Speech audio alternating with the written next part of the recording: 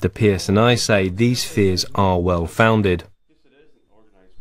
These are very dangerous individuals. They are serious and organised criminals who exhort and use control on the people that they're moving.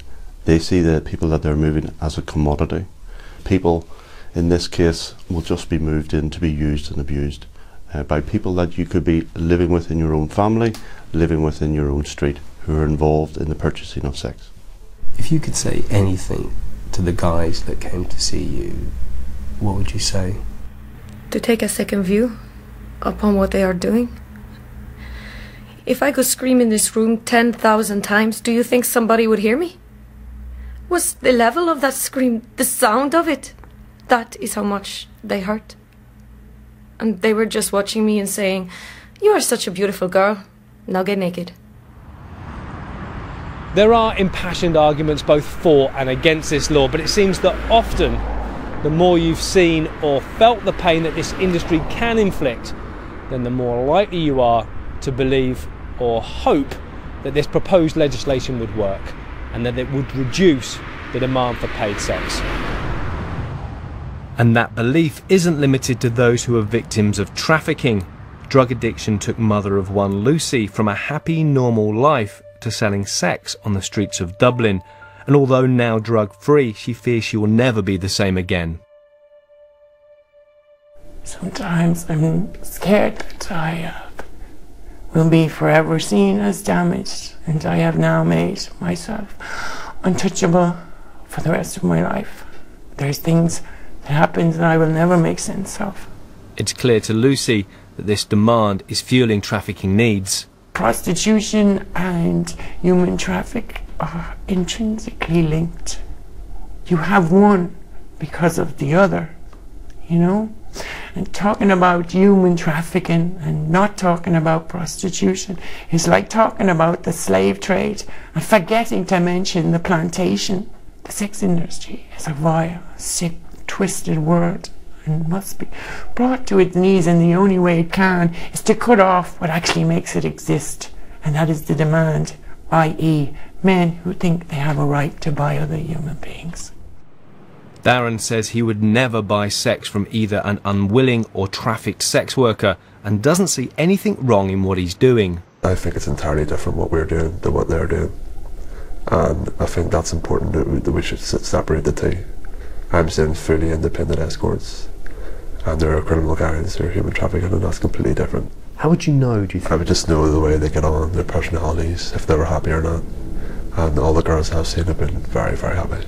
Is there a danger that there is a willful sort of ignorance in men who buy sex? No, I don't think so. Not in the side I'm on, though. I believe that most know the girls there. I know that they're independent. I know that they're happy. But Lucy says there is no such thing as a happy prostitute, and that all romanticised notions of the sex industry are flawed. I know women that on the streets that fantasize about that they believe their favourite customer will rescue them and save them, but they don't. They don't. And when we die, they come back the next week. And we do die.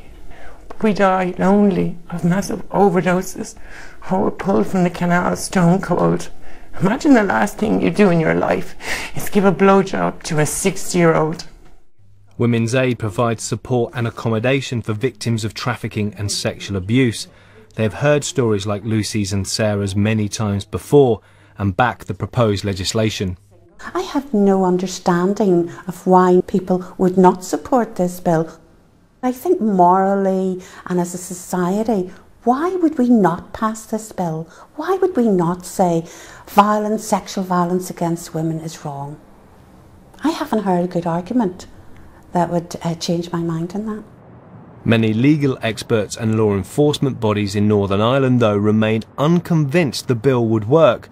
Graham Ellison is a criminologist from Queen's University. I think what the bill does is conflates two fairly distinct activities. One, one trafficking and the other prostitution. Some trafficking may involve an element of prostitution, but there are lots of trafficking activities that don't necessarily involve prostitution. Prostitution, because it's such a varied practice, can exist in the absence of trafficking. So what the bill is effectively saying is that everyone involved in sex work and prostitution are trafficked. There's no evidence that that's in fact the case. And the Justice Minister is on record as having concerns that making the purchase of consensual sex a crime risks driving prostitution underground and may put vulnerable people at greater risk of harm. While the PSNI feared the bill would divert vital police resources away from recovering trafficking victims. My opinion is that it may hamper the recovery of human trafficking victims. It may change focus from recovery of human trafficking victims onto purely prostitution. Human trafficking is not one-dimensional around sexual exploitation. We showed Maurice Morrow what we'd discovered in Sweden, but he remained convinced the bill, if passed, would work, and he has a message to those here who believe it's unworkable. We can decide that we can play around the edges of this problem, or we can take a more positive and a robust approach and say, look, it's time we tackle this issue. We should not allow a situation to continue to deteriorate, whereby you have then this issue of human trafficking escalating year on year.